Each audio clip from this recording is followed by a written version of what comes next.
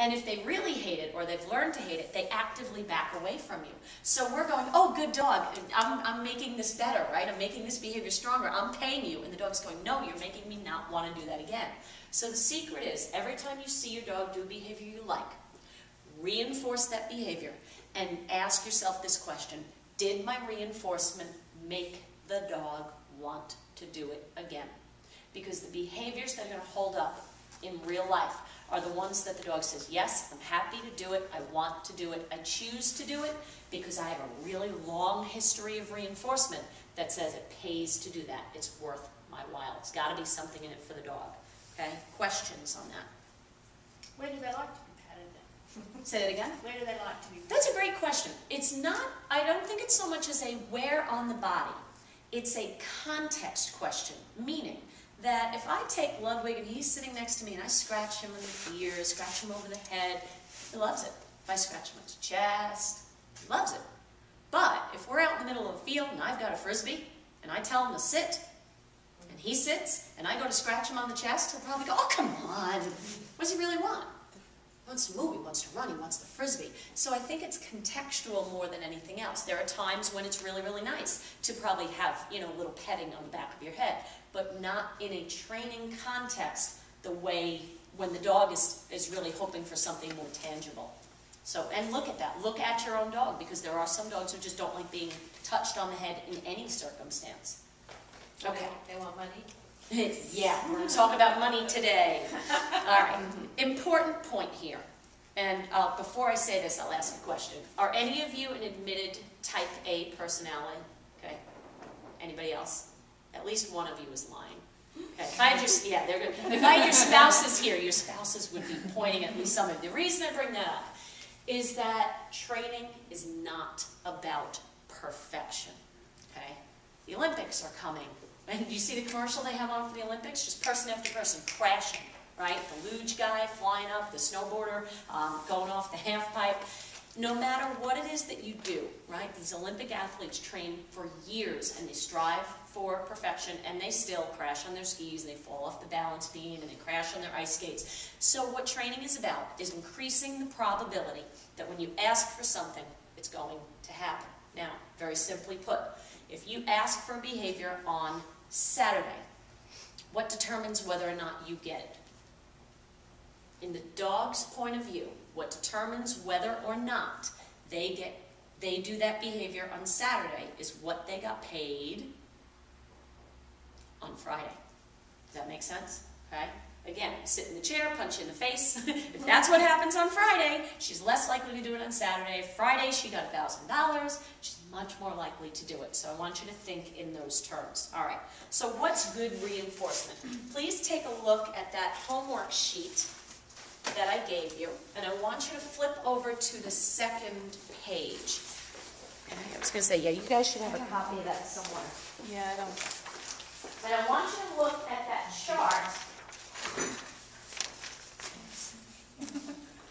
that should say rewards worksheet or motivational worksheet. Okay? And part of your homework for today is to fill that out.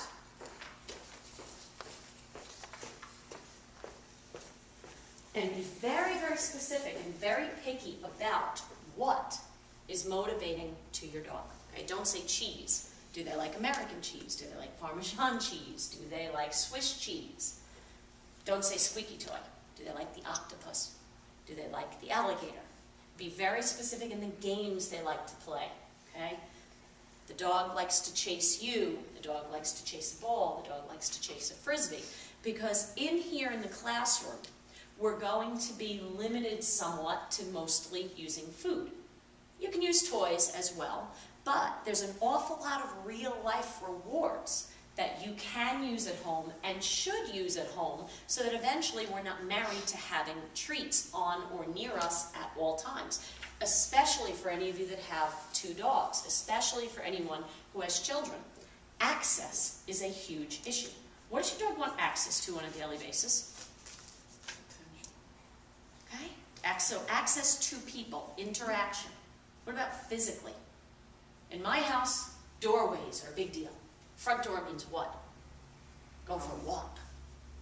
Basement door means what? That's where we play.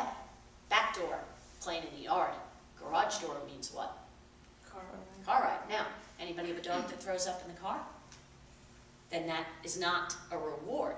And that's what I want you to get in this habit of doing, is thinking in your dog's terms. Okay, if I were a dog, what is it that I want and need on a daily basis? So you're going to incorporate as much of that as possible into your training. So your dog sits, what are you going to pay him with? Anybody? Treat? Sure, but what else? Are you just limited to treats? Verbal. Okay? Praise. You work overtime for a month on a project at work. And at the end of that month, you've missed 5 dinners with your husband, okay, a play that you had tickets for, and at the end of that month, your boss says, thanks, nice job. Or you get a bonus, okay, a monetary, heavy-duty, 1/4 of your salary, big fat bonus. So praise, in our terms, we think it's motivating to the dog, and the dog's going, please. Ask yourself, did that make my dog want to do again? Now, in the long run, your dog is going to do 90% of what you ask them to do for real-life rewards, like going out, coming in, getting fed, getting a little scratch behind the ear. But if you try to go to praise and petting now, not only will they laugh in your face, but you will lose them. Okay, so praise is on there, but don't focus on it too much right now. What else? Toys, okay? Kids come in from school, dog sits, dog gets to go say hi to the kids. If the dog doesn't sit, kids go out the door. Okay, so be very, very creative in how you reinforce. Also, reinforcement must be quick, meaning within about 2 seconds. If you, let's see.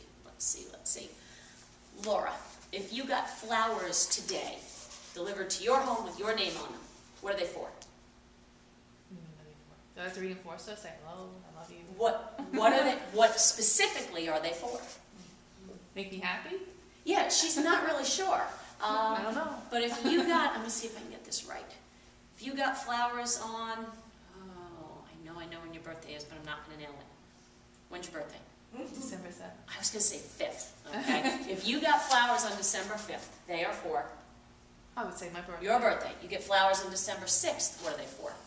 My birthday. Your husband's in trouble, but they're still for your Depends who it's birthday, from. Right. meaning you've got a little bit of a delay where you can get the prize in and she still knows what it's for.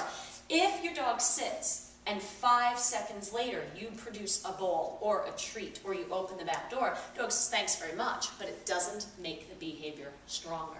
So you've got about 2 seconds. I'm not going to be sitting here with a stopwatch on you, but if your dog does a behavior and you don't pay within 2 seconds, don't bother, okay, because then it's kind of watering things down.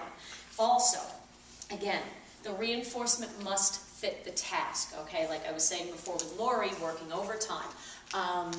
If you ask your dog to sit in the kitchen and you give them a little half of a dry biscuit, they go, yay, that was worth it, I'll do it again.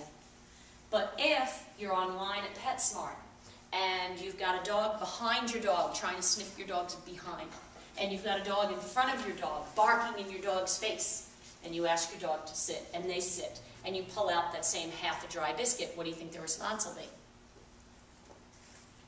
Are you kidding me? It's like giving one of your kids 50 cents to mow the lawn, okay? Dogs, that was a really hard sit. There was a lot of distraction. There was a lot of stuff going on. I deserve at least a piece of cheese for that. And again, why is this so important? Because we want them to sit the next time and the next time and the next time more reliably. So right now we've got to make sure that our payment fits the task. Now that being said, we are creatures of habit, and we have a tendency to do everything the same way. We train every day at 11 o'clock because that's the time we have